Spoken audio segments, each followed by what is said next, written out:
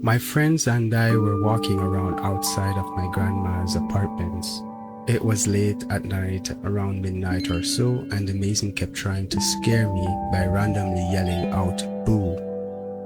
And when he walked behind me, he would grab me when I didn't expect it. We had just watched a whole bunch of horror movies, and I was actually kind of paranoid, as embarrassing as it sounds, and Mason knew that, so I laughed it off and kept walking. We were walking around the side of the building, Abby and I behind the two boys. They were walking a little ahead of us, and we were laughing about a stupid joke that Abby told us. A car had come towards us, its light shining in our eyes, and I brought my hands up to cover my eyes. I didn't think anything of it because it continued driving past. We continued walking, talking about random stuff that I don't really remember. We walked around the complex once again and were fully around the backside when another car passed us. This time coming from behind us. I watched as the car continued ahead of us, expecting it to continue moving forward.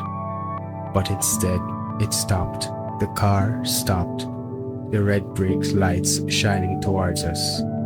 We passed the car, and I glanced at the window. Seeing the person inside, I quickly sped up, walking next to the boys with Abby. Once again, we passed around the building, and yet again another car passed us. But the closer I looked, the more familiar the car seemed.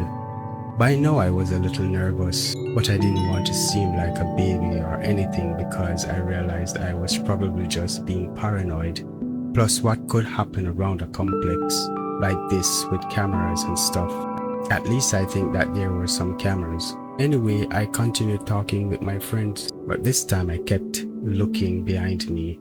Once when I looked behind me, I saw the same car, now with the headlights off, and it was slowly creeping behind us. I noted that there was a man in the car, not an old man like most of the men here, but a teenager. I was actually scared by now, and I told my friends that I thought the car was following us. They all looked back, and Mason thought I was just being paranoid.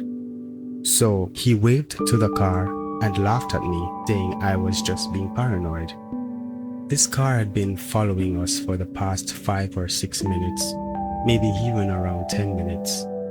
I told him I wanted to go back inside. Jordan was ready to go inside with me. He looked a little freaked out too. Mason and Abby didn't want to go in because there really wasn't anything to do in a place like this, and they were having fun outside. We were getting ready to walk over the slab of road to get to the other side of the building when the car pulled up in front of us, blocking our way. I told him that we should go back inside, and finally they all agreed with me, and we started walking around the car to the door on the other side. But the car moved forward and blocked us once again. We literally started running to the door. While the person got out of the car, I frantically tried to stick the key into the door, trying to get the door unlocked. The doors are always locked, and I was so scared that I was fumbling with the keys. As soon as we got in, I pushed the door closed. I was so scared that I couldn't sleep that night, and even the next couple days. I was still unbelievable paranoid. Later that week, I found out that the person in the creepy car was just Mason's friend, playing a prank on us. And when he was getting out of the car, he was trying to tell us that it was him.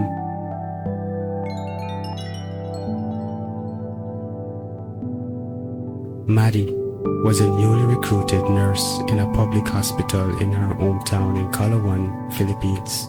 She dedicates her life for her work. She's skeptical and very industrious. Being very skeptical, she never really believed in ghosts or other entities she doesn't see until she was in charge of a patient in the asylum. She had an opportunity for a promotion a few months later, and she was in charge of the patients named Cora in the asylum for a week. The head nurse guarantees her that this patient is very behaved, but warns her to never upset her, especially when she's in business of her long dead daughter she always talking about. She didn't even hesitated and agreed with the work assigned to her. Cora's room is located at the second floor of the asylum to the very end of the hallway. Maddie needs to check in on her every mealtime and every 3 hours.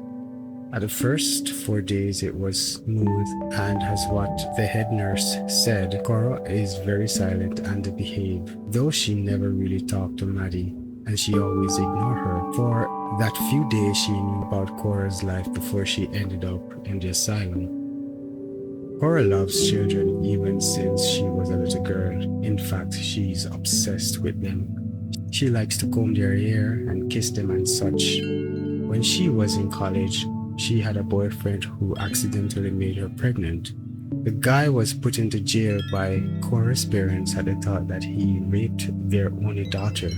Cora didn't finish her studies for the sake of her daughter until her parents died in a car accident.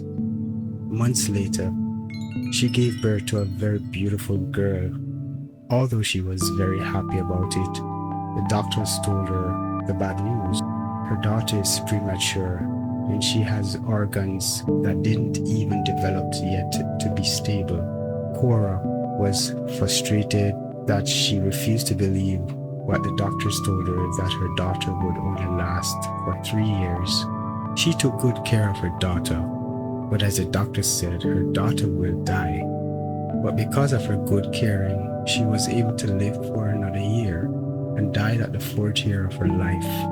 Cora was very depressed that it drove her to mental disorder, ending up in the asylum. Maddie came on the hallway with Cora's meal on the movable table. When she got there, the room is a complete mess. Like she ran around and hit some of the things in the room. Cora was already sitting on a single chair facing the window, thus facing backwards to the door where she was standing. She enters the room and closed the door behind her and pushed the movable table gently to Cora's side. She saw Cora holding hairbrush and her thighs slightly spread out a little, combing into thin hair with a smile. She hates to interrupt her, but she needs to feed her, especially that she didn't eat the last meal she had served to her. Cora, here's your lunch. Eat it while it's warm. It's good for your abdominal pain, she asked gently. Cora just glared at her. Can't you see I'm busy with my daughter? Just leave it there. But I have to make sure you eat it, since you didn't even touch your meal earlier.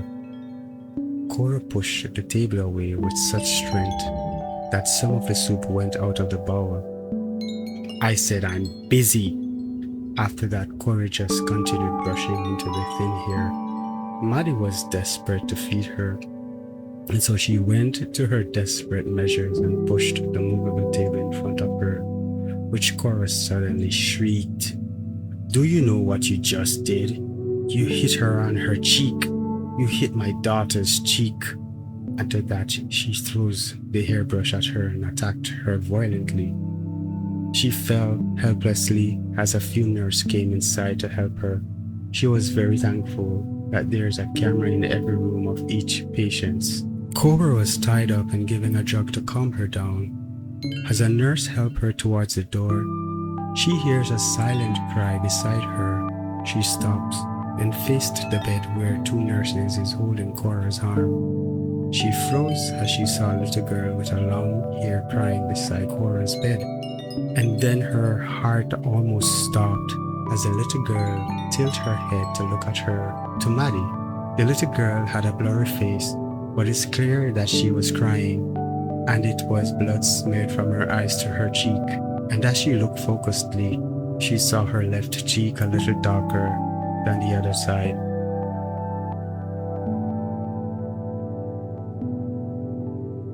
My friends and I, back in college, would not necessarily call ourselves ghost hunters, but we like to go out into the woods at night and find old abandoned houses, graveyards, and the like, which are plentiful when you live in the middle of nowhere.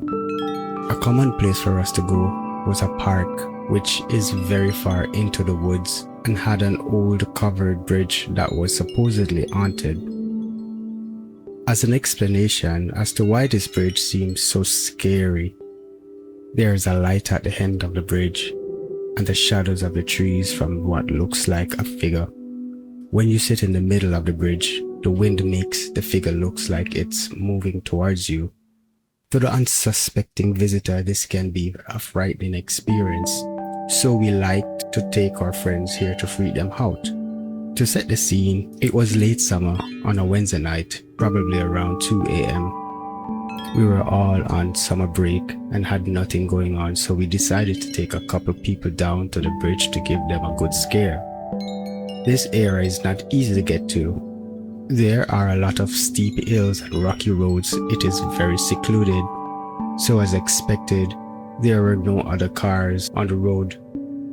We got down to the bridge as we had so many other times before. It was tough to see the light at the end, but there were definitely plenty of shadows around, so the scare factor was still pretty high. So as you are supposed to, we parked our car in the middle of the covered bridge and turned our lights off as well as our engine. Immediately, people we brought with us saw the shadow figure approaching our car. We obviously tried to play it up and act like we saw it coming towards us as well to continue to scare them, but something was all wrong this time. The figure seemed a lot more lifelike, not like a tree swaying in the wind. It didn't feel like an illusion at all. I looked over at my friends and could tell they noticed something was different this time too. It was at this point that I noticed that we were no longer looking at the same shadow figure at the end of the bridge. This one had actually moved directly in front of our car. In a panic, I turned on the red lights because it was becoming a bit too real. Once the lights came on, the figure did not disappear, and it did not stop inching toward our car. There in front of our car was a person in all black hoodie and all black pants. Hoodie over his head looking down at the ground. After the lights came on, he kept inching towards the car at a snail's pace. A prank, I thought. Someone saw us come down and was familiar with the story and wanted to mess with us. We opened up our windows and yelled, "Hey, you got us, that's pretty good." We had no reaction. Thinking we was just trying to stay in character, we laughed it off and backed out of the bridge and started heading back up the hill. There was a parking lot up at the top of the hill, still pretty deep into the woods, maybe a minute or two drive from the bridge. We decided to head up to get our thoughts and sort of process everything that had just happened, since adrenaline was still running pretty high. We got to the parking lot, which is normally about a quarter full on a busy weekend during midday, with hikers, as it is a pretty popular hiking spot in the area. But 2 a.m. on a Wednesday should have this lot totally empty. Upon pulling in, every spot was full, considering the park closed at dusk. This was a disturbing discovery. We parked in the middle of a lot trying to figure out what was going on. I grew up just minutes from this area, and the amount of cars in the lot was probably the equivalent of the nearest town's entire population. We sat in the lot for about 5 to 10 minutes, just talking to each other, trying to figure out what was going on, when 2 German shepherds came running down the hill. They stopped at our car briefly and then continued running off into the woods. The girl that we had brought with us had a look of horror on her face and told us that we needed to leave. Confused and still a bit concerned, I agreed and left the area quickly. She put everything together. She said that cult activity in the area around us was very high. German shepherds are commonly an animal they use for sacrifices. I do not know where she got this information, but all I know is that it has been about 5 years. I never saw her again, and I never went back to that bridge.